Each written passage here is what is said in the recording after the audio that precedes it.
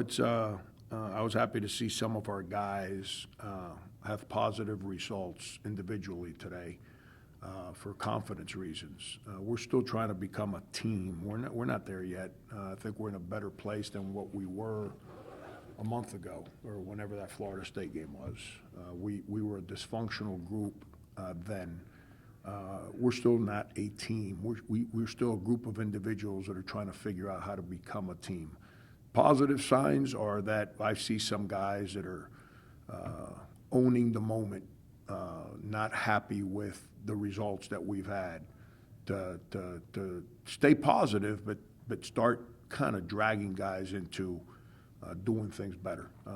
I'm hoping this game allows us to feel better, because winning's really hard. Right now, the issues we got offensively are not passing the ball or not running the court. It's making layups and making free throws. Like, you know, that's that. As a coach, you're mad at missed layups and missed free throws. Your team's doing something right offensively, because, you know, players got to work to get better at free throws, got to work to get better at layups. But that means the ball's getting to the right places. That's why you shoot layups or free throws, not because you're taking bad shots. And then we have to continue to work to understand that we're still immature from a standpoint of when we play the right way for 3 minutes, we still have some guys that think that then the next minute and a half they can coast. And those are bad habits, and that's the challenge, to figure out how to become a winning team. Good game from Malik tonight. Just what did you see out of his game today overall? That's why we recruited him 2 years ago, coming out of junior college, because the way he plays, we think, fits our program. But the environment that we've created, and he made a choice to go to a different school, which is fine. But the environment that we've created right now, where people just transfer every year, prevents anybody from getting better. You don't get better by living in a different house.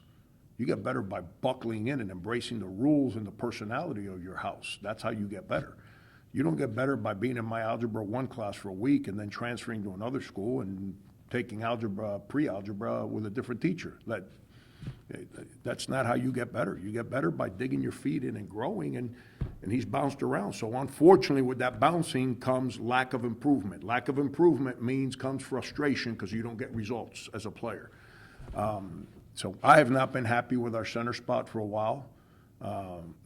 For multiple reasons. I thought that this week was by far the best week, most consistent, focused in, worried about the right things, not the wrong things, approach that he's had back since September. Guess what? The ball found him, and he had positive results. And now he's got to carry that into having 2 more good practices on Monday and Tuesday, and then trying to stay in that space and finding success to help his team against Northeastern on the 18th, I think it's Wednesday, if I'm not mistaken. So, you know, that's a challenge. That's growth. So now, is he going to grow, or is he going to flounder back to first base? You know, that's when you're coaching a guy for the first time, you don't know how that works. That's what you figure out from guys by being around them over an extended period of time, so you can help them to keep them on the right lane. Frank, what do you take out of a game like this? Obviously, Division III opponent, not anybody you're going to see, smaller team.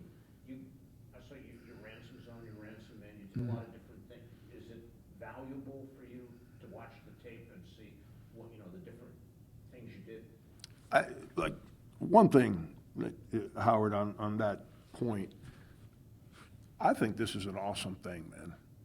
That school, which, by the way, I don't know if people understand, they're called UMass Boston. That means they're in the same school system as we are. They're taking a trip to Florida, which they can only take because of us giving them this opportunity to play the game. Their roster, everyone, with the exception of 2 guys, are Massachusetts kids. Those kids got to play at their state school today. A lot of them probably dreamt of being recruited by UMass at one time in their life. I think it's an awesome thing. It provides opportunity for a school in our state that's under our umbrella.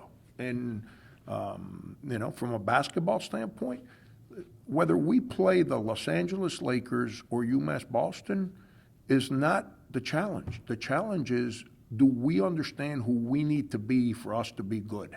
And that's, the score is irrelevant. It's how do you play the game? And today we played the game the right way. You know, if we make some layups and free throws, who knows how many points we score? Who knows what, I haven't even looked at the assists and turnovers. Our problem as a team is what happened early in the second half. We get, I don't know what the word is, you know, unfocused, casual. Then we have negative moments in the game, and instead of locking in and saying, let's get it right next play, we get a lot of the, look, just drop your head, drop your shoulders, and then that complicates itself because now that promotes a second bad play. And then the more bad plays you have, the more negative energy is created, and we're trying to figure out how to fix that. It's, you know, but that's the, early in the second half, that's a challenge. And I don't, again, UMass Boston, they were all 6'2". That's irrelevant. It's how did we handle that moment? We didn't handle it the right way. That's why you play the games. But I think in general, we took a step in the right direction. I think offensively, we're passing the ball to each other. I think we're getting the ball to the places that as a coach, we're asking them to throw the ball to. Do we have to shoot the three better? Yes, we do. I don't think we shot it very well in the second half, but for the most part, I think we're taking good shots. And, you know, and then we got to make free throws. We talk about this till we're blue in the face. The whole free throw responsibility. I used to coach 13-year-old kids. I used to spend countless hours with them in the gym shooting free throws. I've been coaching college basketball for 25 years. Like, it's a different human being. Do we help them? Yes, but they got to own the moment too. They got to go in there and work and put in the time. You mentioned that negative energy throughout the game. Not throughout, to start the second half. Yeah. Towards the end of the second half, there seemed to be a lot of positive energy, at least on the bench. Guys were really excited. How big do you think that's going to be moving forward to see more of that consistently, and what's going to be the key to kind of continuing that positive energy and not having those start of the second half moments where there's negative? Well, that's why I'm optimistic. We got good guys. We don't have guys that make me lose my mind every day. We got good guys. The problem we got is that when there's some negative energy, we got a lot of guys that are shy about owning that moment. And you don't, I used the old, I don't know if you guys ever saw that movie by Edward Olmos where he was a math teacher in East LA back in the day. And he was teaching arithmetic to those kids that everyone said can't learn. And he said a negative plus a negative is more negative. So when someone creates negative energy, if somebody stays quiet, then that's the only voice. But then if that guy creates negative energy and I join him, that's more negative energy. That's a problem. So when there's negative energy, you got to combat negative energy, you know, and sometimes you got to confront negative energy. That's the stuff that happens. That's why good teams are good teams, and that's why there's a lot of talented teams that are bad teams, because nobody wants to confront negative energy. That's called leadership. We're still searching for leadership in our locker room, you know, and today I thought, you know, that when some of that moment started to take place, we had some guys own the moment. Some guys didn't like those other guys owning the moment, but no one focused in on the negativity. On the contrary, the rest of the guys were excited about, it wasn't just the end of the game. Coming out, I think they cut it to 18 or something in that timeout.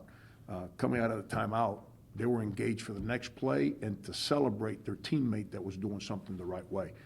That's what difficulty creates. The season reveals us as who we are. It doesn't hide it. And there's a lot of things that I'm learning now that I didn't understand back in September about individuals. And that's okay. That doesn't make people bad people. Now everyone has to understand how to adapt so they can take steps forward. Or if not, you have guys that take advantage of this broken system we created where people can transfer 9 times. I saw someone celebrating, like a real media person, celebrating, and an assistant football coach who I personally know, who I'm going to call, celebrating that as of yesterday morning, there were over 3,000 people in the transfer portal. Are you kidding me, man? Like, are you kidding me? Like, What are we celebrating? Like, that's embarrassing. I think that's a joke. But that's what people celebrate right now. And as long as that's the case, we're going to have people that never grow because they don't dig in. Can you imagine living in a different house every year? So why do you think we have issues with foster children? You think they're bad kids? No, they live in a different house every year. So they never learn. They never grow. They never understand how to deal with discipline and love. You know, and that's the system we've created. And now we want to sit around and complain when guys don't act the right way. Well, that's all right. We'll figure it out. We got good guys in the locker room. That's what matters. Back row. Cam Perkins, he's a freshman. He's been going on a run these last couple games now this season. I was wondering your feelings on his game and how you thought the team handled. Yeah, I thought Rivera did a great job on him in the first half. And, you know, but with the initial point of attack and extending him, making him catch the ball further away from the basket. And then I thought he stayed between him and the rim, which creates like when we played Temple, first play of the game, their leading scorer, Mashburn, just took the ball, got to his spot, jumped up and scored with no resistance whatsoever. Well, for the rest of the game, now we had an issue because Mashburn felt like these guys, they can't make me uncomfortable. We made him uncomfortable. We never really let him settle in. So I thought that was good. You know, in the second half, we kind of, again, at the beginning of the second half, we kind of lost sight of who we're trying to become and allowed them to score some, and him and their team, you know, based on our negativity, not talent or structure or any of that stuff. But he's a good player. He's a good player. Coach does a heck of a job. Those kids play really, really hard for him. You know, they play the right way. You know, we met last year when we practiced at his facility, and I didn't know him before. So I'm happy we played this game. I know some people don't like the fact that we're playing UMass Boston. I think this is a really, really good game for all the right reasons. For our team, for their program, for the UMass school system. I think it's a really good game for everybody. Any final question? Thanks, everyone. Thank you.